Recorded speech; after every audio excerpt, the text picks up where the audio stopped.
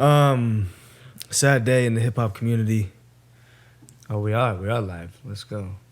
Yep, we're definitely live. Let's do this. But you interrupted my bad news, though. Sad day in the hip hop community. Young Dolph just passed away today.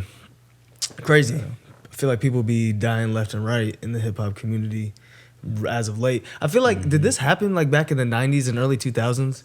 Would rappers just be like, just dying left and right like they do nowadays? I don't know. I mean, I feel like you hear about like Tupac and Biggie. That's what I'm saying, but you don't really hear too much. But that's just, that's two. I don't know if like, cause, I don't know if, and first off, R.I.P. Young Dolph. It's fucking sad. Pretty sure he was doing like, I'm just basing this off of the Instagrams I've seen so far. Apparently he was doing something, for the community that he's from. And that's where the incident took place. Could be wrong, but either way, it's sad as fuck. Dang, I think the most messed up part is that he was doing like a community event, while it happened. Right.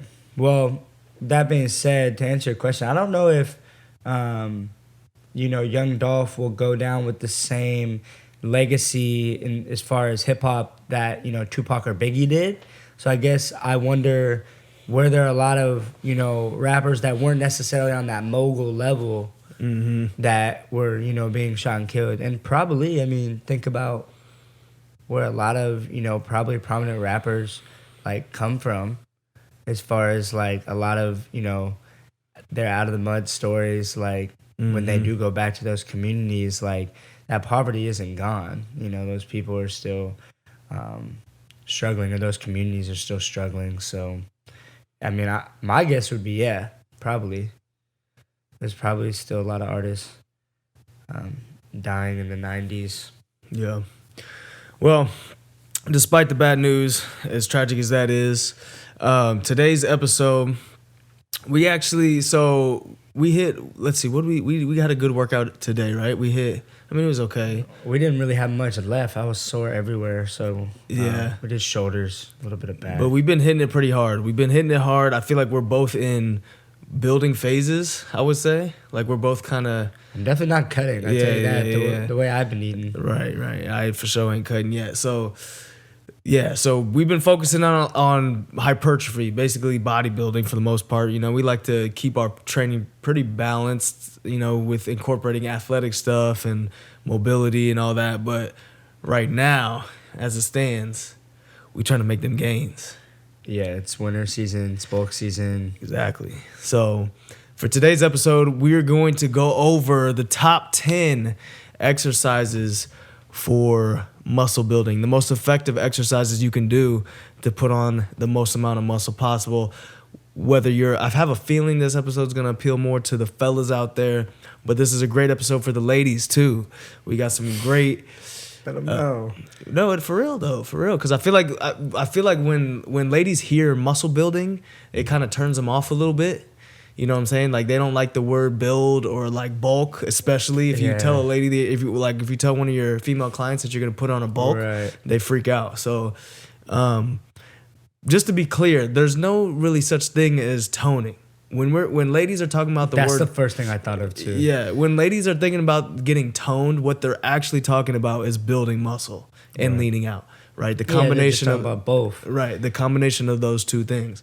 So in order to do that, you got to be doing the most effective exercises for building muscle. The first thing I always say, like when I have if I have a potential client that I'm talking to, and those buzzwords come up, like I don't think they're like bad words or anything like that. It's like they definitely serve a purpose. But when a female potential client would say, I don't want to get bulky, and they're talking about kind of in reference to the weightlifting. We've been talking about what programming we might be doing. Yep. And the first thing I always say is, well, if it was that easy to get bulky, every guy, and I'll point around, every guy in this gym would probably look pretty bulky. So at the end of the day, toning really just means probably gaining a little bit of muscle, or at the very least maintaining muscle while losing body fat, because then those muscles are going to show more and you are going to get more, quote unquote toned. One of my go-to spiels for my female clients is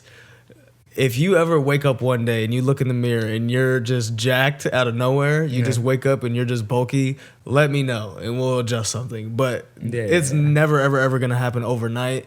And if you get to that point where you're like, okay, shit, maybe I'm building a little bit too much muscle here, then you can always taper it down. But you're not going to wake up one day and just be jacked all of a sudden. Well, plus, if in a lot of those situations, this potential client is saying that they want to get toned, so they do want to look muscular, they don't want to be big, though.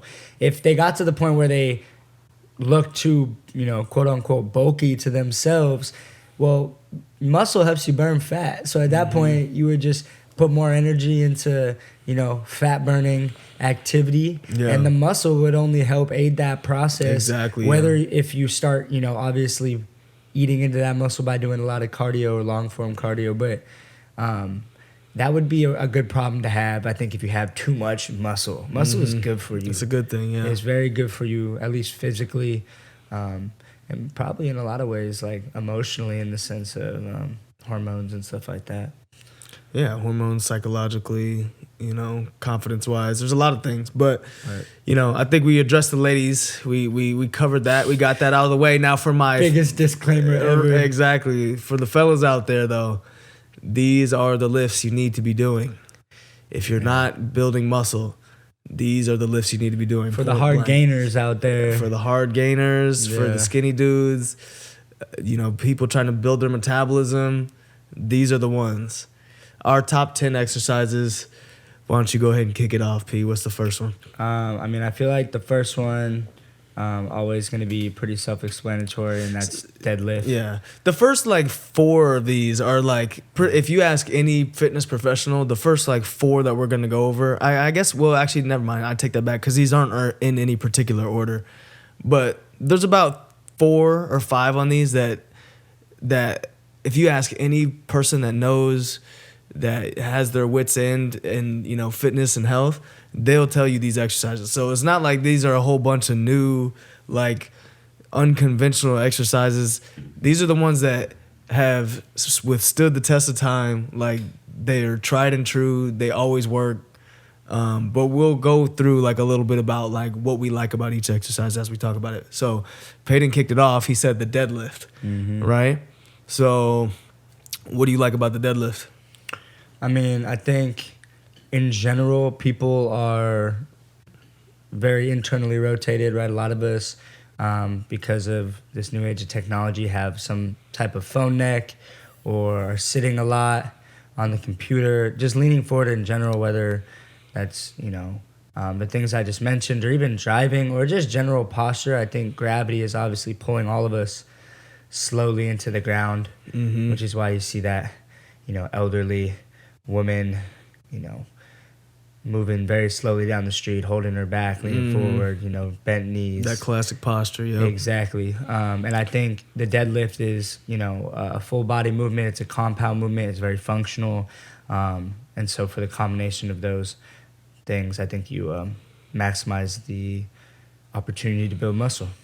Yeah, I think there's a lot of many more directions we could go with this deadlift thing, because 100%. The deadlift is so universal that it should be in virtually every single person's program. Or if you can't do deadlifts for whatever reason, if your back is messed up or you got a pre-existing injury, you should always be working your way towards being able to deadlift, doing the mobility, figuring out where your injuries are, fixing those, corrective exercise, all that stuff to get to the point where you can go back and do a deadlift. But like Paydyn was saying, it's a huge movement for the whole posterior chain, so we're talking hamstrings, glutes, low back, lower mid traps, upper traps, shoulders, everything. You're hitting everything, but specifically everything on the back of the body, which is great for posture, great for aesthetic development, great for a lot of different things. So, and then also the functional aspect too. These are all muscle building exercises, top 10 muscle building, but anytime you bend over to pick something up, a deadlift is essentially how you should be doing it, right? Right. And when people injure themselves is when they're helping their homie move and they go down to pick up a box and they do it in a non-efficient way, Right. and they end up jacking themselves up. So Go down to tie the shoe, exactly, put the golf ball on the tee. Yep. You know. Yep. Straight up. So number 2, we got the barbell squat. So yeah, to specify, by the way, if you can, like the deadlift, there's so many different ways to do the deadlift. Like you can do it with dumbbells, you could do it with, a lot of different pieces of equipment. But we're specifically talking probably about the barbell deadlift. Right. The barbell deadlift. So going into the next one, same idea. So we're talking about barbell squats. Barbell squats. So this is gonna be hands down the most effective lower body exercise that you could possibly be doing. We're talking overall glute, quad, hamstring development. If you're getting into a super deep ass to grass squat, you're even gonna be activating those calves a little bit too down there towards the bottom. Yeah. So you're getting every angle, every head of every muscle of the lower body. So what do you think about the squat? Yeah, I mean, also very functional, something that we'll do a lot in our life, right? Sitting up, sitting down, standing up. It's functional. I think, like you said, there's a lot of different ways to do it, but we're probably most specifically talking about the barbell squat because of the amount of load that you can obviously put onto your body or onto the movement. And this is top 10 muscle building, right? So if this was top 10 mobility exercises, it probably wouldn't be a barbell squat. It'd probably be something else, or who knows where the conversation would go. But in the vein of muscle building, barbell squat could be a front squat. We didn't specify that. I think it's going to be easier to lift more weight in a back squat, which I think for people that are trying to gain mass, like you probably want to lift a little bit heavier.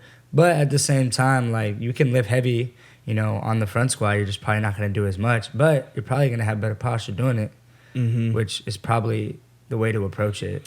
Now, for me, I remember, I guess I never really had this problem because I always squatted because of football and like athletics and stuff. But somewhere out there, actually not even somewhere out there, there's a lot of people like this. A lot of young dudes out there who are like dreadfully avoiding the squat because they're not good at it.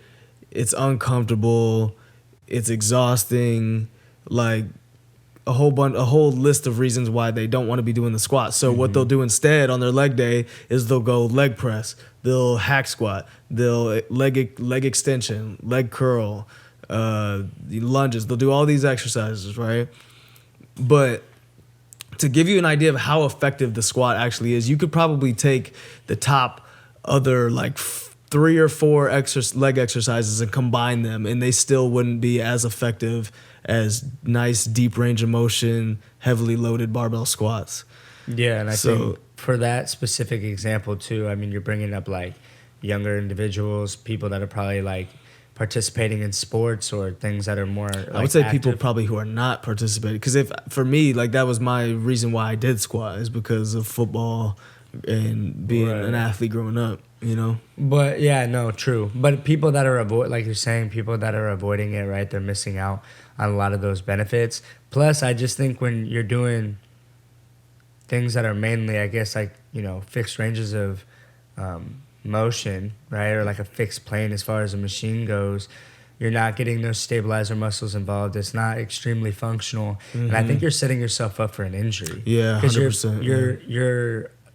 You're putting weight into, it's not even like incorrect movement pattern, because you could even go that far, because I'm not saying that this person's doing them incorrectly, but if you're only working on movement patterns that are on a fixed plane or a fixed track, then you're strengthening in movements that aren't really your own. And I think then if you strengthen those, you could make the injury or, make the compensation or imbalance even worse. You're kind of digging a deeper hole. 100%. So I think that's a huge thing as far as mobility. Couldn't agree more. Moving on. Next one. This is another leg exercise. Incredibly effective for building muscle, especially for me, I've noticed in the quads. So this one is the Bulgarian split squat, number 3 on our list. The Bulgarian split squat. Now, I'm sure people. So if you're into health and fitness, and if you've been into it for any amount of time, you've probably heard of the Bulgarian split squat. I know for me, I avoided them like the plague for a long ass time because they suck. They're incredibly fatiguing. Like they burn. You got to have a good range of motion, like good mobility, good flexibility. But if you do them and you do them consistently, like that's typically when I see my best leg development. I'm on a phase right now where I'm doing Bulgarian split squats, so I just added those in 2 times a week, and I'm feeling it. So Bulgarian split squats. Yeah, I think all the like this one's another one that's pretty. I would say pretty functional in the vein that it's a single leg movement. So, that would be the main difference between this and a squat is that you're getting to move each leg unilaterally. So if you have any imbalances from left to right, you get a chance to address those.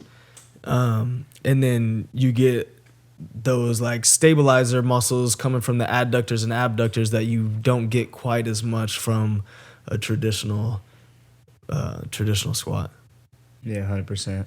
Yeah, they do suck. Mm-hmm. But good combination of mobility and strength and hypertrophy all into one. Yep. And yeah, like you said, unilateral. So that's key. Yeah, and then you could do those you can load that with dumbbells, or I guess you could do barbell, or you could do a front-loaded Bulgarian split squat. I think for like probably convenience, probably dumbbells are your best option. Another way I like to do them it would be like a, like contralateral with one kettlebell. So like off balance, you just got one weight on one side. That's another good one for stability. But yeah, super, super effective movement, super neglected movement for leg development. Which brings us to the next one, which is number 4, which is the Romanian deadlift. So we probably should have talked about this when we talked about the regular deadlift because they're very similar, but they're similar, but they are 2 different exercises in the fact that what muscle you're really emphasizing, I would say. Right. I mean, just obviously the RDL or straight leg deadlift, less flexion of the leg, more hinge at the waist, more hamstring dominant. Yeah. Excellent for development of the posterior chain, which just like we talked about with the deadlift, most people are compensating with the front side of their body. So strengthening the back side, important, very important. Yeah, I think the RDL is probably one of the best hamstring builders. If you have good, like we were talking about this earlier before we started the show, but if you have good mind-muscle connection to your hamstrings, I guess that would be the prerequisite to the RDL. Yep. Otherwise, you're going to be struggling to build good hamstrings from it. But when you do have that connection, it's probably one of the best hamstring builders you could do. So I like it for that reason.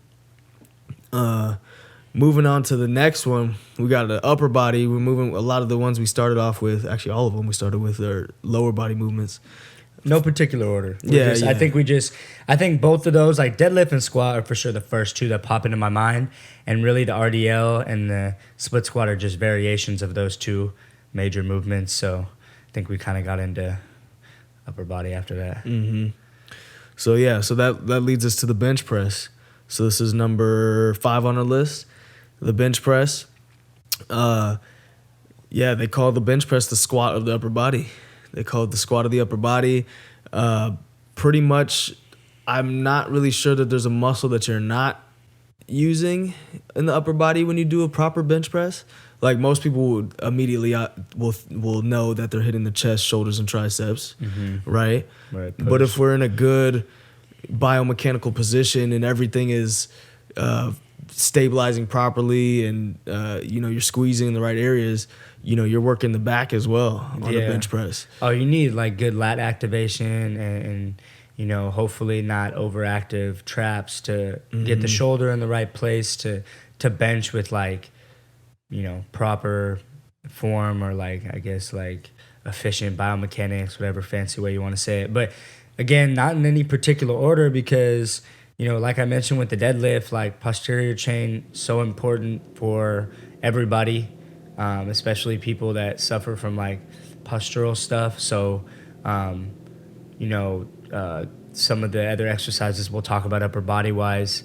As far as the posterior chain, it's not that it's more important, but it just sets the tone or sets up the other, I guess, movements for the front side, the anterior side of the body, Right. which like the It's bench press. definitely not more or less important, but I think it's more applicable in like modern day society to focus more on the posterior chain. Like I don't know what we're talking a lot about the posterior chain. We're talking the exercise is bench press, but Paydyn's point is most people are overly rounded forward. So the one thing you want to know about the bench press, like if you are a young dude in your early 20s or late teens, like we were, those are the muscles you see in the mirror, the ones that you do muscles when you hit the bench press. So you're seeing your chest get swole, you're seeing your shoulders and your triceps, and you're like, okay, let's go. I'm gonna keep doing the bench press. But when you neglect that posterior chain, you end up having this forward shoulder posture, and you end up looking like hunchback Notre Dame type thing. Right. So, and like you said, like it's not, and the reason I really brought that up is because the bench press isn't just an exercise for that side of your body. Like if you're doing it properly, if you're doing it right, it's the same thing with like a push-up. Like I remember, because I'm extremely guilty of everything we just talked about. Like in my early 20s, like, post sports, right? Like I was very, very anterior dominant as far as the way that I was lifting. And this created a lot of the imbalances that I'm working on to this day. And bench press was definitely one that I didn't understand, the mechanics of the movement. And so, for example, when I do push-ups, I get a great pump in my chest, but I wasn't using my back whatsoever, even though it didn't look like I might be, overly hunching. Like it looked like I was doing the push-up correctly, but just that mind-muscle connection really wasn't there, and that like development of really my lats wasn't there. Yeah. And when I started doing that, now when I do push-ups, I get just as much of a back pump from it as I do in my chest, or at least similar. So, So that just brings us back to the point, like the bench press that's why they call it the squat of the upper body. Like you're really hitting everything, but big emphasis on the chest right there. You're working your pecs. You're going to develop a nice, full, functional, strong chest region. And I got a good transition into this next one. Like with all that being said, this next movement is gonna really be probably the king of upper body movements when it comes to the posterior chain. But for the reasons we talked about before, that being that most people lack these types of muscles and are weak in their posterior chain, they might not actually be able to do as many as they think. That exercise is the pull-up. A lot of people cannot do a lot of pull-ups correctly, even though they probably think that they can.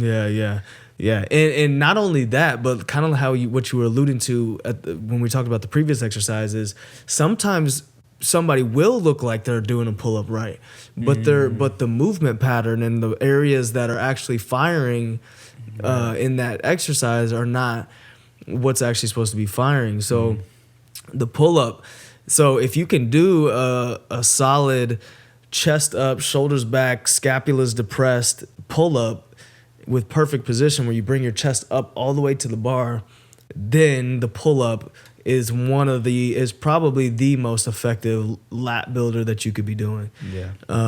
Hands down. 100%. But if you can't do that, then the wide grip cable pull down, or machine pull down, however you want to do it, would probably be same second movement. best. It's the same movement. You're just pulling. I mean, less stabilizers, right? Because even though it's not a fixed range of motion, because it's a cable, your body is no longer moving through space. You're pulling the machine to you rather than yourself to the machine. But with that being said, there's also assisted pull-ups. So you could, still be pulling yourself up to the machine, but that does take away a lot of the free range of motion, it then becomes more on a fixed plane. Or another thing you could do is you could do the assisted pull up with a super band. Yeah, that's what I do in my room. So that would be another way that you're not taking away as much of that stabilization factor that you're talking about. 100%. That's probably my favorite exercise. Like, I don't know how often, like, and I guess it's really a mindset thing for me. I know you can definitely like attest to this. Like, weightlifting or we're working out, activity, sports in some kind is like a requirement a certain amount of times a week for myself. You know, like at least if I haven't done a certain amount, I feel like I've been lazy. And I don't know how many times like I've gotten like a last minute workout in or squeezed a workout in with some super bands, including the super band pull-ups. And those things are a game changer. Plus, you can do them right at home, like I'm saying, and it's something you probably need. Like most people, like we've been talking about, don't have good development in their posterior chain and their lats.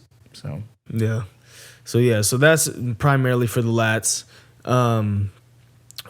Going into the next one, I think that this one is, people will argue that the overhead press, so this is number, I think we're on 7 now. The overhead press is one that people will often argue that it could be more effective than the bench press. So people will go back and forth, people in the fitness industry, saying what is the most effective upper body exercises. And the overhead press is one that's neglected, and I feel like I neglected it personally for a long time because it was my weakest lift out of the big 4 that they would call it. So they call it the big 4, which would be your squat, bench, deadlift, and overhead press, right? Yeah. And so the overhead press, like, yes, it's a shoulder exercise, but if you do it like just like the bench press, if you do it properly when you're like, so if you're doing a standard overhead barbell press, right? You've got everything from your hips down is locked into place. You're squeezing your glutes, your feet are firmly planted into the ground, like your core is engaged, your chest is up, you have good thoracic extension, your shoulder blades are pulled back and depressed, you're squeezing your elbows tight, and as you press up into that overhead press. So there's so many different things that are so many moving parts that are going on in overhead press. So I think that in and of itself is a good argument for it. You know, it competes up there with the bench press in terms of overall size and muscle builders for the upper body. Yeah, and I think because of everything you just said, like how much is involved, it's hard for people to do correctly. Like I think until recently, I didn't have the connection or the ability really to like do an overhead press correctly. And for that reason, it's so beneficial if you can, because if you're doing it correctly, your activation in your posterior chain, I mean, here it comes again, right? Is gonna be good, and so you're gonna be driving in a healthy pattern. When the last place that we worked, we won't name names, but the box gym that we worked at before, to their credit, this was spot on from them. They didn't want us to train our clients with any type of overhead press movements unless they could pass a strict mobility test to do it. They strongly advised us to not be programming it to people that can't do it because of obviously the risk. And I think that that's pretty common. I don't think a lot of people understand, like, if it's your beginning lifter, for example, your hard gainer, they're going for weight. They're going for, lifting as much as they can, but I don't think they're really like acquainted with the nuances, right? Like, even though it looks like you're doing it right, like what is that mind muscle connection really? And I think like with the overhead press, that's key. What places are you bracing in your shoulder blades? Like, where are you holding the tension in your core to make sure that you're not overextending your back? Like, there's a lot of things that a lot of prerequisite like mind muscle connections that you have to have before you can really put all the pieces into an effective overhead press.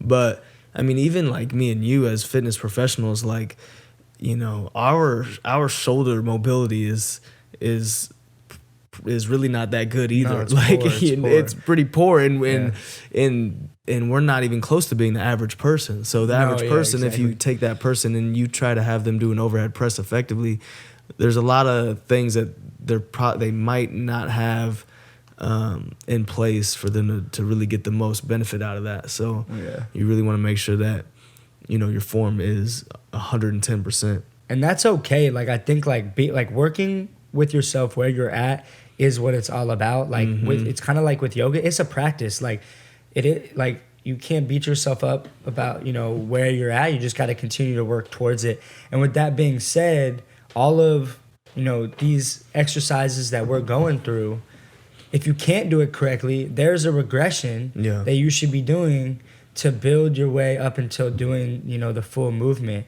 And the overhead press, right? If you can't do a correct overhead press, and, you know, the total regression might be, right, like the wall press up against the wall, right? Or some type of, you know, dowel mechanism or whatever it is to test your shoulder mobility or strengthen your shoulder mobility.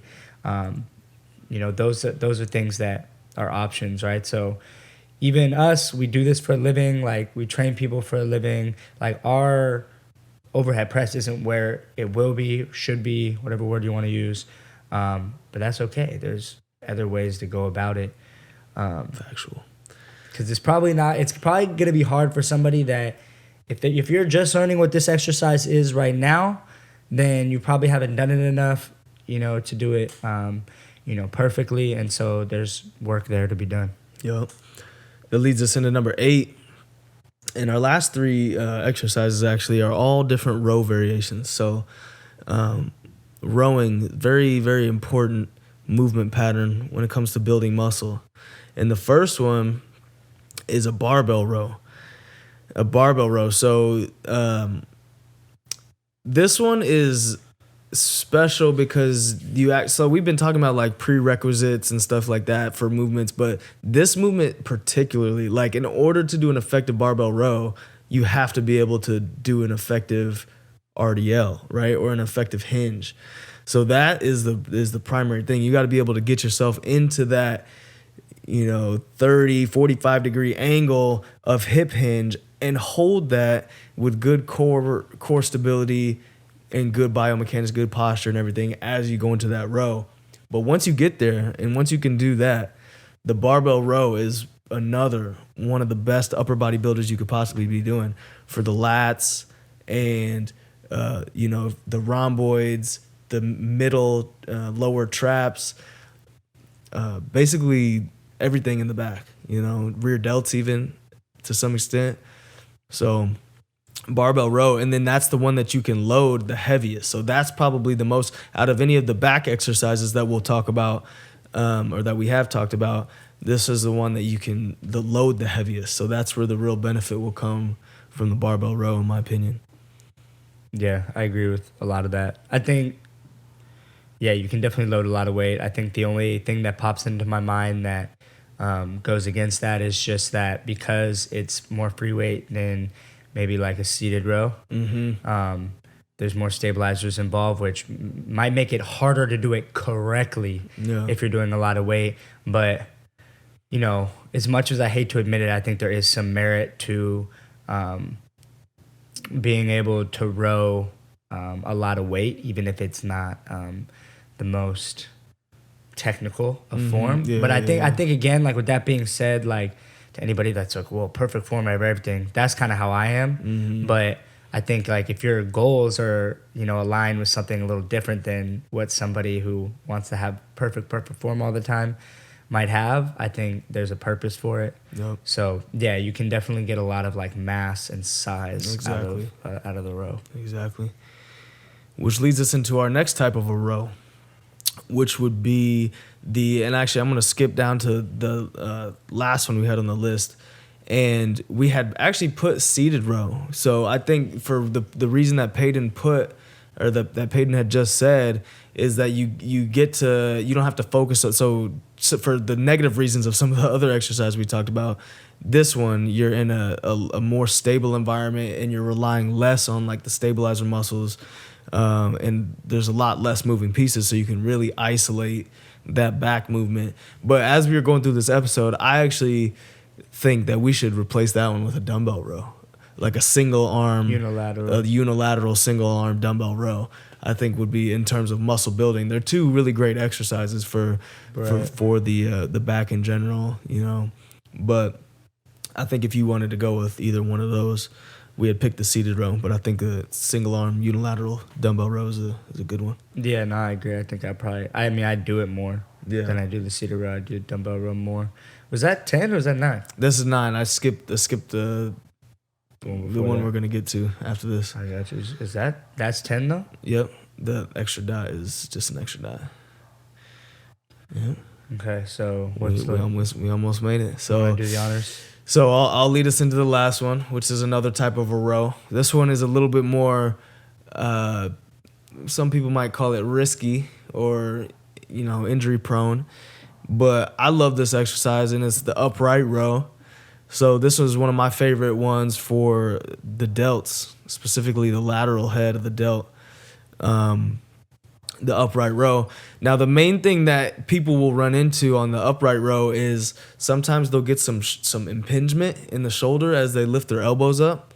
And I think if you're doing all these other exercises properly and you're getting good, actually specifically for this one, if you're doing your seated rows and or your dumbbell rows right, and you have good scapular retraction, then you should be able to do an upright row without too many problems. Mm-hmm. So, an upright row where you have a barbell or an easy bar and you're literally pulling it up towards your collarbone, like almost right underneath your chin, with your elbows higher than your wrists. And if you can do that properly, like, you're gonna blast the shit out of your lateral shoulders. So yeah, I love that one. And you're also getting some traps in there too. You're getting some traps in the way that you're curling the arm as you're bending at the elbow as you bring the bar up to your collarbone. You're actually getting a little bit of biceps in there too. So big upper body builder right there. Yeah, I don't do them a lot for just those reasons of shoulder mobility. I like to throw them in there every once in a while, but definitely, again, great like compound movement of the upper body involving a lot of different things. So if you're trying to get swole, yep, throw that one in there. Straight up. So that's it, y'all. That was 10 exercises, 10 of the most effective exercises for building muscle, for making them gains. So I hope you guys found some value out of that. Those are, like we were saying earlier, those are really, there's nothing really unique or spectacular about those exercises. They're pretty much the basics, but they're going to get the job done. So if you want to get the job done, you better be doing these ones. If it ain't broke, so fix it. Exactly. But with that being said, we're rolling out our online coaching services. So if you don't want to have to think about all this and you want somebody to do it for you and program all your workouts and help you with your nutrition and give you habits and goals daily to hit whatever goal it is you might be hitting, we specialize in muscle building and fat loss. And, I think we serve a pretty wide variety of clients as it stands. So whatever your goals are, let us know and we will hook it up. That's right. Yeah, whatever you need, we got it. We could train anybody. I could train the alien. You could train an alien. E.T. No, we're ready. You need some training. E.T. needs some biceps. Yeah, he does. He's kind of got a belly. He's got that little pooch. Alien pooch. Yeah. It's crazy. We'll get him on alien pooch with some noodle arms. That body type is not it, bro. We need to get E.T. some arms, bro. Come on. You look like E.T., fucking hit us up. That's for sure. So you can check us out. If you're interested in our online coaching, we can offer you a free trial for a limited period of time only. So don't miss this. Don't miss this opportunity. Go to our website. That's operationunlimited.com. And the very first thing you'll see on the screen is try out our 14 days of online coaching for free. Click that button, enter your info, and you will automatically be given your 14-day free trial. So check that out. If you want to check us out on Instagram, that's Operation Unlimited. And if you want to check us out on our personal Instagrams, I'm at Bryce J. Gibson. Paydyn is at his first name. That's Paydyn. And without further ado, that is the conclusion of this show. We appreciate you guys listening.